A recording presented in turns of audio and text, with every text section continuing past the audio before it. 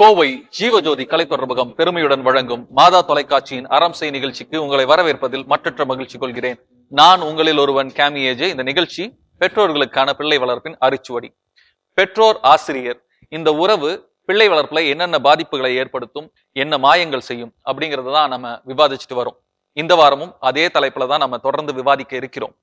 அதற்கு முன்பாக போன வாரம் நம்ம என்ன பார்த்தோம் அப்படிங்கிறதுடைய ஒரு சின்ன ரீகேப் பார்ப்போம். இந்த கற்றலில் குறைபாடுகள் இருக்குது ஒரு குழந்தைக்கு அப்படிங்கறத எப்படி கண்டுபிடிப்பீங்க நீங்க? இவன் எங்கேயாவது வச்சுட்டு போயிடுவான். இந்த மாதிரி நிறைய கம்ப்ளைண்ட் எல்லாம் வந்துட்டே இருக்கும். இங்கிலீஷ் எனக்கு சுட்டு போட்டாலும் வராது, நீங்க சொல்லவே சொல்லாதீங்க. ஸோ இண்டிவிஜுவல் அட்டென்ஷன் ரொம்ப ரொம்ப அவசியம் இந்த மாதிரி ஸ்டூடெண்ட்ஸ்க்கு. அவளுக்கு வந்து ஃபர்ஸ்ட் ஸ்டாண்டர்ட்லேருந்து அந்த ஹேபிட் எனக்கு இருக்குது அப்படின்னு அவள் சொல்கிறான். மேத்ஸ் கொஞ்சம் கஷ்டமா இருக்கும், அதுக்கு டிஸ்கால்குலேயா அப்படின்னு சொல்லுவோம். ஸோ குழந்தைங்க மனதளவில் பாதிப்பு வந்தால் அது முதல்ல பாதிக்கிறது ஸ்டடீஸ் மட்டும்தான். ஆனால் பெற்றோர் என்னைக்குமே குறைபாடை ஏற்றுக்கவே மாட்டாங்க. கடந்த வாரம் என்ன நடந்தது, என்ன பேசணும் அப்படிங்கறதெல்லாம் நம்ம இப்ப இந்த ரீகேப்ல பார்த்தோம். தொடர்ந்து இந்த வார நிகழ்ச்சிக்குள் பயணிப்போம். இது மாதா தொலைக்காட்சியின் அறம் செய். ஸோ குழந்தைங்க மனதளவில் பாதிப்பு வந்தால் அது முதல்ல பாதிக்கிறது ஸ்டடீஸ் மட்டும்தான். அதுக்கப்புறம் தான் மற்ற இது எல்லாமே. பெரிய கதையா இருந்தாலுமே தெரிஞ்சுக்க வேண்டிய விஷயம். நிறைய பேர் பாக்குறவங்களுக்கு இது நிறைய ஹார்ட் ஹிட் பண்ணிருக்கும். அவங்களுக்கு உள்ள போய் நம்ம இதெல்லாம் பண்ணிருக்கோங்கிற சொல்லி குழந்தைங்க பொறுத்தளவுக்கு இவங்க சொன்னது பாத்தீங்கன்னா ஃபர்ஸ்ட் சொமாட்டிக் சிம்டம்ஸ் சொல்லுவாங்க. நமக்கு பெரிய இங்கிலீஷா நான் அது திருப்பி நான் என்ன சொல்ல வரேன்னா, அவங்களுக்கு ஆக்சுவலா இவங்களுக்கு வேற ஏதாவது மன ரீதியிலேயோ உங்களுக்கு பாதிப்பு இருந்தா அது உடம்பு ரீதியில தெரியும். ஓகே, தலைவலி, அதாவது மனசுல இருக்கக்கூடிய பாதிப்பு உடல் அளவுல தெரியும். இப்ப அவங்க சொன்ன மாதிரி அந்த வாமிட் அப்படிங்கிற விஷயம், வாமிட் வருது, ஸ்கூல்ல சரியா அவன் படிக்கல, அது எல்லாமே அதுக்கு டாக்டர் சொன்னது அந்த மாதிரி ஆட்டோமேட்டிக்கா அந்த பிரெயின்ல அவங்களுக்கு ஒரு ஆர்டர் வரும். ஏன் அப்படின்னு கேட்டீங்கன்னா, அந்த வாமிட் பண்ணும்போது அட்டென்ஷன் திரும்பும் ஒரு வாமிட்டிங். அந்த ஏன்னா அந்த வாமிட்டிங் எடுக்கிறப்ப அவன் எவ்வளோ கஷ்டப்படுறாங்கும் போது எனக்கு பாப்பா 6 மந்த்துங்கிறது எனக்கு பெருசாக தெரியாது. ஐயோ பையன் இப்படி வாமிட் பண்ணுறானே அப்படின்ட்டு தான் நம்ம ஓடுவோம். ஸோ அது பார்த்தீங்கன்னா அதான் எனக்கு அந்த 2-3 வீக்ஸ்லேயே எனக்கு அந்த டிஃப்ரென்ஸ் நல்லா தெரிஞ்சுது.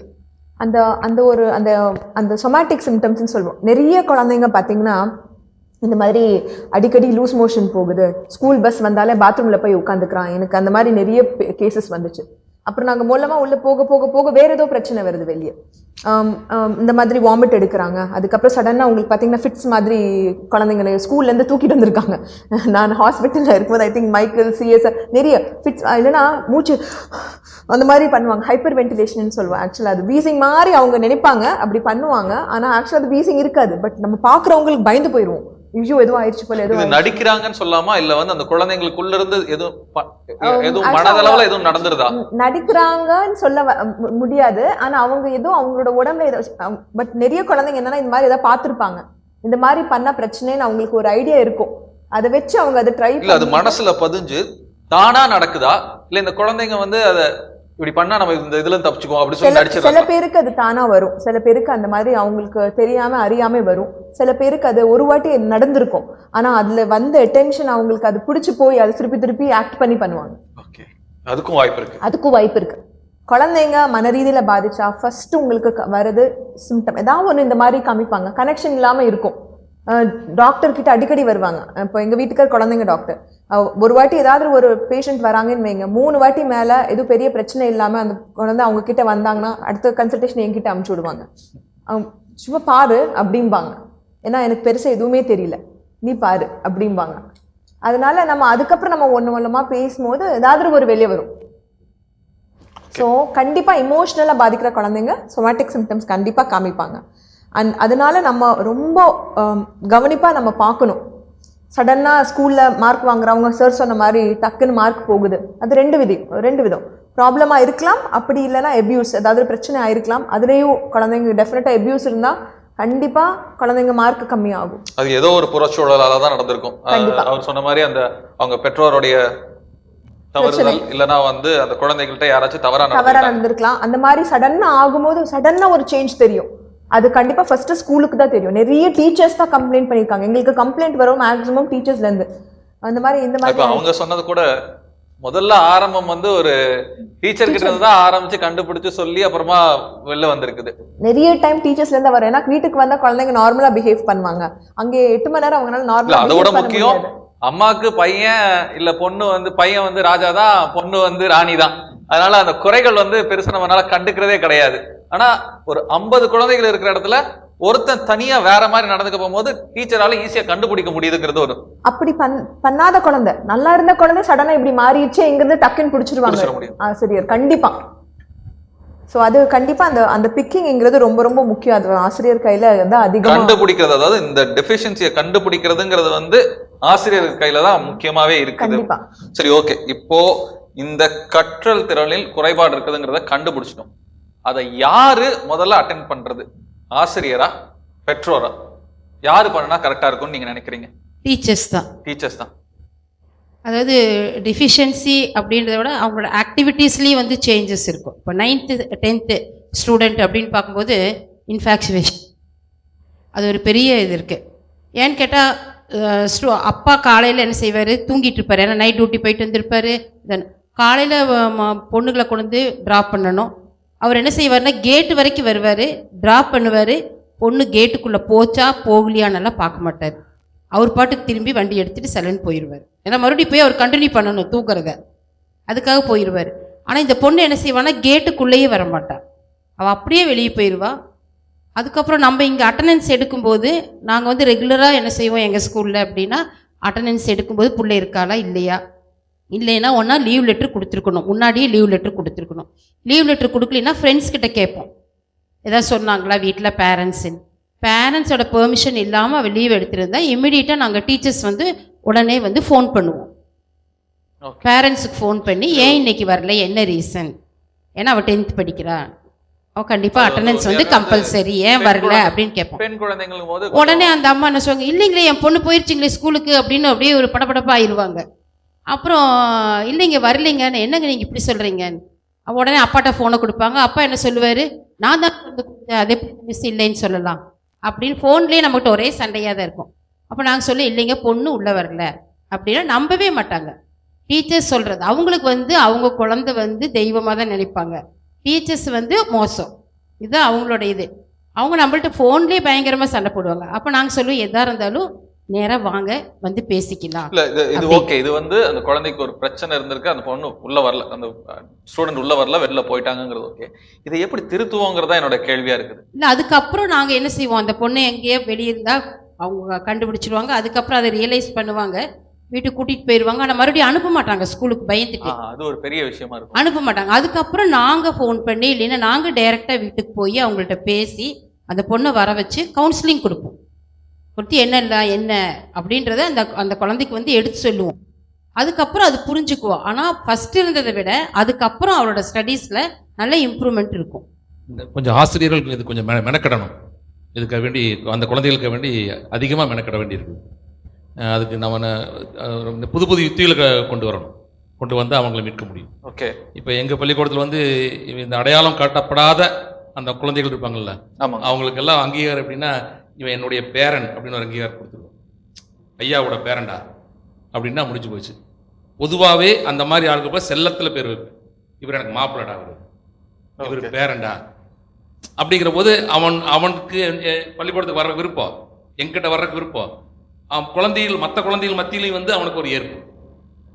கரெக்ட். அது ஒரு நிறைய மாற்றத்தை உருவாகிருக்கு. அந்த இயலா குழந்தைகளை வந்து ஒரு நிறைவுள்ள குழந்தைகளாக மாற்றுறதுக்கான வேலையை பண்ணியிருக்கோம். அந்த மாதிரி ஓகே. இது ஒரு நல்ல ஒரு, அதாவது அவங்களுக்குள்ள வந்து ஒரு பாசிட்டிவ் செல்ல பிள்ளைகள் தான். இப்ப எங்க பள்ளிக்கூடத்துல வந்து இந்த மாதிரி இந்த பெயர்கள் தான். ஆனா அது மாற்றத்தை கொடுக்குமா சார்? அதாவது கல்வியில மாற்றத்தை கொடுக்கும். கல்வியில, ஒழுக்கத்துல, பண்புல, அவனுடைய நார்மல் லைஃப், பொதுவான வாழ்க்கைக்கு வந்தா போதும். நமக்கு அவன் பெரிய சாதிக்க வேண்டிய அவசியம் இல்லை. ஒரு பொதுவான வாழ்க்கைக்கு வந்தானாவே பெற்றோருக்கு தொந்தரவில்லாத வாழ்க்கைக்கு கொண்டு வர முடியும். அந்த மாதிரி ஒரு பெரிய பட்டியலே வச்சிருக்கிறேன் நான். 3ஆம் வகுப்பு 2ஆம் வகுப்புல ஆங்கில வழி பள்ளியில் போய் படிச்சுட்டு 3ஆம் வகுப்பு வரை 1 மணி இங்கே வந்து எங்கிட்ட 3 ஆண்டுகளில் முழு நிறைவு பெற்று ஒரு அரசு பள்ளியில் 6ஆம் வகுப்பு சேர்ந்துட்டான் இந்த வருஷம். தி கேஸ்னு ஒரு பையன் இங்கே வரும்போது ஒன்று உட்கார தெரியாது, அப்படியே ஒன்றுக்கு போவான். 3ஆவதுல கூட ஒன்றுக்கு அப்படியே குறைபாடு உள்ள மாணவன். அந்த டீச்சர் அவனை மடியில் வச்சு மெனக்கட்டு 5ஆவது முடிச்சு 6ஆவது போயிட்டான், நிதியுதவி பள்ளிக்க போயிருக்கான். சாதாரண மெனக்கட்டும். நான் சாதாரண ஸ்டூடெண்ட், நார்மல். அவனை போய் எங்கெங்கேயோ விட்டு பார்த்தாங்க, விடுதிகளெல்லாம் விட்டு பார்த்துட்டு வந்தாங்க, ஆங்கில வழி பள்ளியில் விட்டு கொண்டு சேர்த்தாங்க.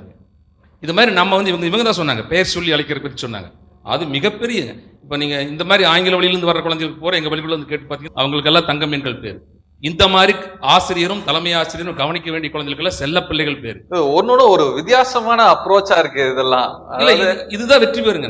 நம்ம எல்லாமே களத்தில் இருக்கணுங்க. களத்தில் இருக்கணும், அவன் கண்ணை பார்த்துட்டே இருக்கணும், அவன் முகத்தை பார்த்துட்டே இருக்கணும். அவன் தான் ஆசிரியர், வேற ஒன்றும் பண்ண வேண்டியதில்லை. கான்டாக்ட். சார் சொன்னதுல குழந்தைங்களுக்கு என்ன கிடைக்காதோ ஆ, அதுதான் அவங்க போய் பிடிப்பாங்க. இப்போ ஒரு சுகர் பேஷண்ட்டுக்கு ஸ்வீட் சாப்பிடாதன்னு சொன்னா போய் ஸ்வீட்டை பிடிப்பாங்க.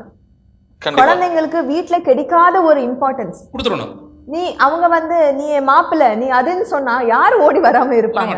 வீட்ல அவங்க இருக்கானா இல்லையா, சாப்பிட்டானா இல்லையான்னு கூட பார்க்காத ஒரு பேரண்ட்ஸ் கிட்ட அவன் வந்தோட ஒரு இம்பார்ட்டன்ஸ் கிடைக்கும். இல்ல இது கரெக்ட் டாக்டர், இது கரெக்ட். இது வந்து ஒரு அஞ்சாவதுக்குள்ள இந்த முட்டாயை வச்சு அப்படி இழுத்துடலாம். ஆமா, ஆனா இந்த 6வதுல இருந்து 12வதுக்குள்ள இருக்கவங்க அந்த முட்டாயை வச்சா இழுத்த வர மாட்டாங்களா? அவங்களை அப்ரோச் பண்ற விதத்தை வந்து ஒரு ஸ்டூடெண்ட்டுக்கும் தகுந்த மாதிரி. ஆனா அது பிராக்டிக்கலா சாத்தியமா அப்படின்னா அவர் பிராக்டிக்கலா பண்ணிருக்கேன் அப்படின்னு சொல்லி ப்ரூவ் பண்ணிட்டார். இந்த கேள்வி என்னால கேட்க முடியுமான்னு தெரியல, பிராக்டிக்கலா சாத்தியமா அப்படின்னு சொல்லிட்டு. சொல்லுங்க வேற என்னென்னலாம் இதெல்லாம் பண்ணலாம் சொல்லுங்க. இந்த பள்ளியில புதிதாக சேர்ந்த போது 92, 93ல பிள்ளைங்க வந்து ஒரு சில பிள்ளைங்க வந்து ஃபீஸ் பே பண்ண கஷ்டப்படுவாங்க. அப்போ வந்து டீச்சர்ஸ் வந்து அவங்க கையிலேருந்து கொடுப்பாங்க. அப்புறம் அவங்க ஃப்ரெண்ட்ஸ் வந்து கலெக்ட் பண்ணி கொடுத்து அப்படியெல்லாம் ஃபீஸ் கட்டுவாங்க. ஃபீஸ் சின்ன ஃபீஸாக இருந்தால் கூட அதை கூட கட்ட முடியாதுன்னு.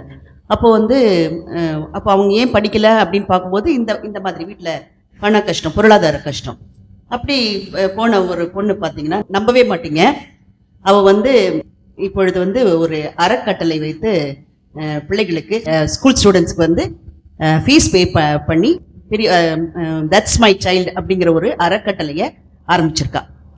எங்கிட்ட படித்த இந்த 30 வருடங்களில் படித்தவங்க வந்து நிறைய பேர் டாக்டர்ஸா டீச்சர்ஸா பல துறைகளில் இருக்கிறாங்க. எங்கே போனாலுமே வந்து ஒரு பெருமை. ஆனால் வந்து அப்படிதான் இப்போ டாக்டர்ஸ், என்ஜினியர்ஸ், லாயர்ஸ் சொல்கிறோம். ஆனால் அதெல்லாம் எங்களுக்கு பெருமை இல்லை. எங்களுடைய பள்ளியை பொறுத்த வரைக்கும் இந்த பொண்ணு இப்படி ஒரு அறக்கட்டளை ஆரம்பித்து கடைசியில் எங்கள் பள்ளிக்கே வந்து நிறைய பிள்ளைகளுக்கு வந்து இந்த படிப்புக்காக உதவி செய்கிறான். நான் அந்த காலங்களில் கஷ்டப்பட்ட பொழுது என்னுடைய ஆசிரியர்களும் என்னுடைய சக மாணவர்களும் எனக்கு உதவுனால நான் ஒரு பெரிய இதுக்கு வந்தேன். அவள் தன்னுடைய வேலையவே கூட ரிசைன் பண்ணிவிட்டு ஒரு பெரிய ஒரு செட்டு ஸ்டூடெண்ட்ஸ் எல்லாமே எங்கள் ஸ்கூலில் படித்தவங்க அவங்க மூலமாக ஒரு அறக்கட்டளை ஆரம்பித்து அதை அழகாக செஞ்சிட்ருக்கேன். அது வந்து எங்களுக்கு பெருமை, ரொம்ப சந்தோஷம். எங்களுடைய பள்ளி எங்கள் பள்ளியில் படிக்கிற பசங்க ஆர்வம் இல்லாமல் இருப்பாங்க. அப்போ நம்ம ஃபீமேல் ஸ்டாஃப் எங்கள் பிஜி +1 +2 பாய்ஸ்க்கு ஃபீமேல் ஸ்டாஃப் இருக்காங்க, மேல் ஸ்டாஃப் இருக்காங்க. நாங்கள் என்ன தான் அவன் பக்கத்தில் உட்கார வச்சு அவர் அம்மா ஸ்தானத்தில் இறங்கிடுவோம். நாங்கள் அவ்வளோ தூரம் கேட்டால் ஒரு லெவலுக்கு தான் அவனுடைய பிரச்சனைகளை சொல்லுவான். அதுக்கு மேலே நாங்கள் மேல் ஸ்டாஃப் விட்டுருவோம். இப்போ கவுன்சிலிங் அவங்க மூலமாக எனக்கு தெரிஞ்சிடும். அப்போ எங்கிட்ட கேட்பான், ஈவினிங் கிளாஸ்க்குலாம் உட்காரணும் அப்படின்னா சரி நான் உட்கார்னேன், எனக்கு பிரியாணி வாங்கி தருவீங்களா? அவன் எடுத்துமே பிரியாணி பண்ணி தான் கேட்பான். பிஸ்கட் பாக்கெட்லாம் வேணும், எனக்கு பிரியாணி வாங்கி தருவீங்களா? நான் படிப்பேன். அப்போ வாங்கி கொடுத்தா படிப்போம். நாங்கள் அதுவும் அந்த லெவலுக்கு நாங்கள் போயிடுவோம். எதனால அவனோட தேவை அதுவாக இருக்குதுங்க? பசி ஈவினிங் டைம். ஏன்னா மார்னிங் பார்த்தீங்கன்னா 8:30க்கு பஜ்ஜி வாங்கி சாப்பிட்ருப்பாங்க கேன்டீனில், வீட்டில் அம்மா சமைக்கல அப்படிமா.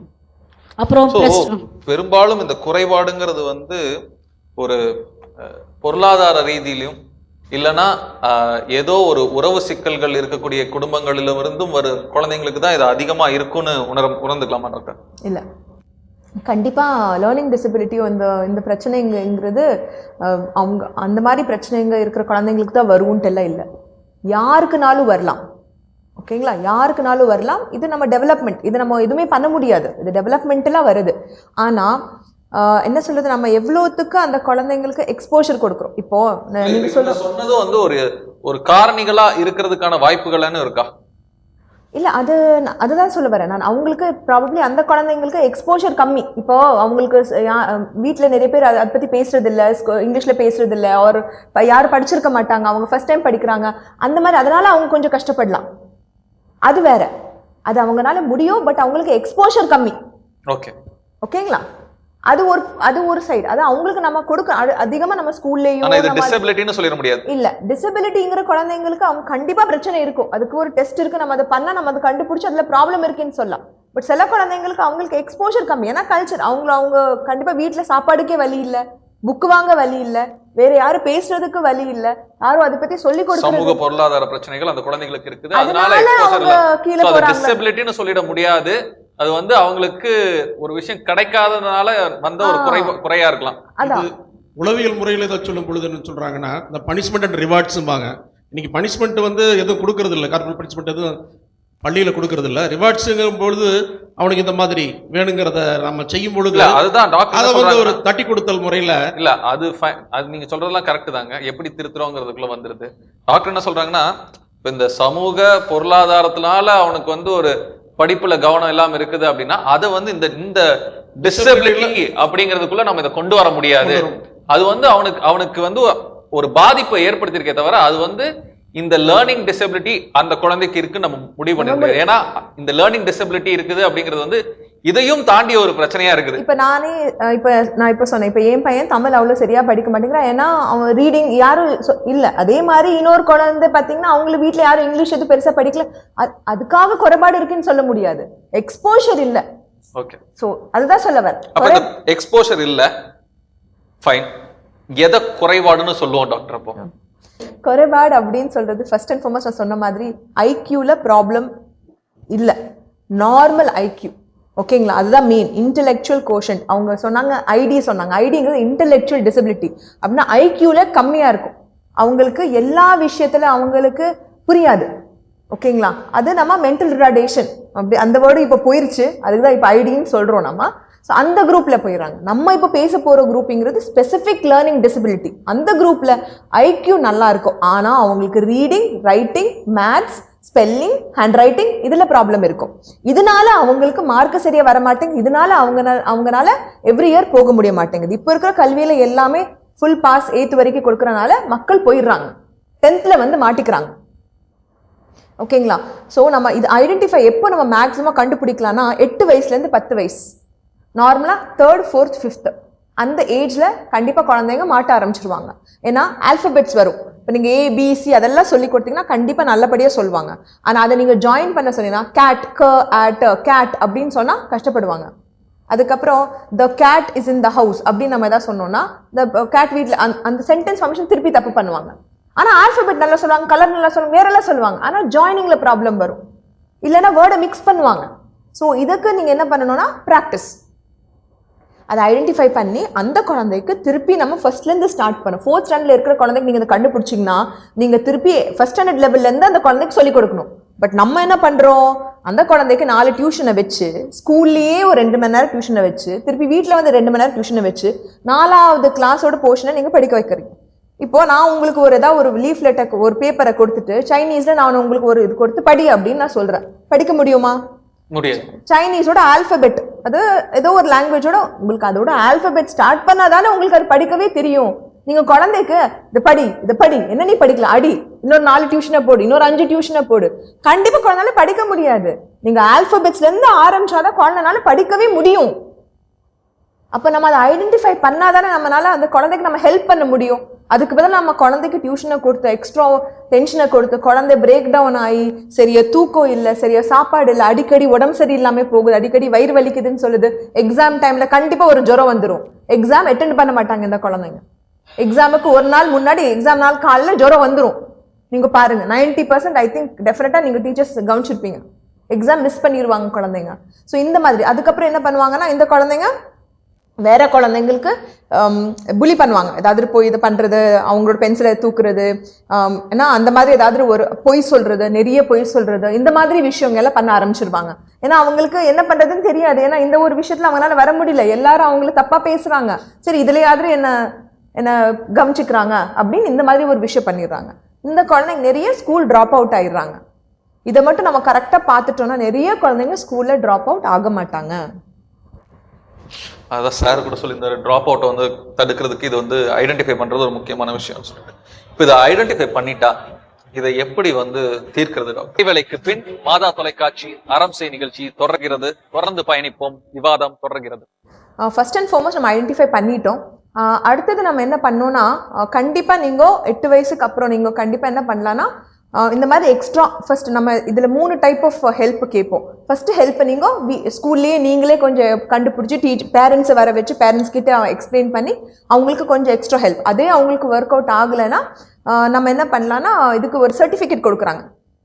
நீங்கள் உங்கள் ஸ்கூல் டீச்சர்ஸ் கண்டிப்பாக சொன்னாங்களா அவங்க தெரியும், அந்த ஒரு ஏரியா ஒரு ஏரியாவுக்கு ஒரு சென்டர் இருக்கும், அது கவர்மெண்ட் ஹாஸ்பிட்டலில் இருக்கும். அது உங்களுக்கு ஒரு டாக்டர் இல்லை சைக்காலஜிஸ்ட் அவங்க என்ன பண்ணுவாங்கன்னா குழந்தைய பார்த்துட்டு ஒரு டெஸ்ட் கொடுப்பாங்க, ஐக்யூ டெஸ்ட் பண்ணுவாங்க, இன்னொரு டெஸ்ட் பண்ணிட்டு குழந்தைக்கு இந்த பிரச்சனை இருக்கு, டிஸ்லெக்ஸியா வாட் எவர், அதுக்கு ஒரு சர்டிஃபிகேட் கொடுப்பாங்க.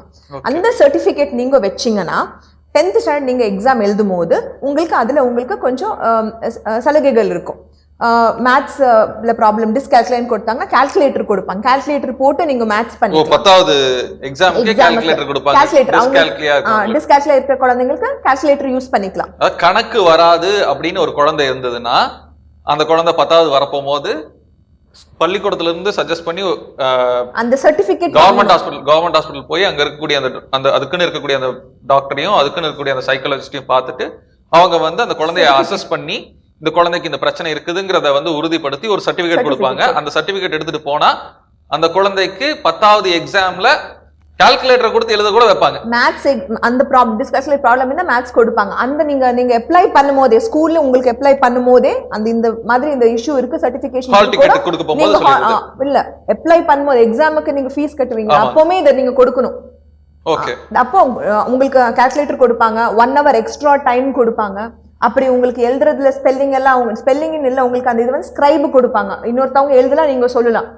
ஓகே. அதாவது எழுத்துல பிரச்சனை இருக்கவங்களுக்கு அந்த மாதிரி அவங்க ரொம்ப நல்ல விஷயமா இருக்கு. இது எத்தனை பேருக்கு பேரண்ட்ஸ்க்குலாம் தெரியுமானே தெரியல. சொல்லுங்க சார். இது மாவட்டத்துக்கு ஒரு மருத்துவர் இருக்காங்க. ஆமா அதுதான். அது டிஸ்ட்ரிக்ட் ஒரு மருத்துவர். எங்க மாவட்டம்னா நாங்க ஈரோடு போய் வாங்கிட்டு வரணும். ஓகே. இங்க கோயம்புத்தூர்னா யூ ஹேவ் கோபில வாங்க முடியாது.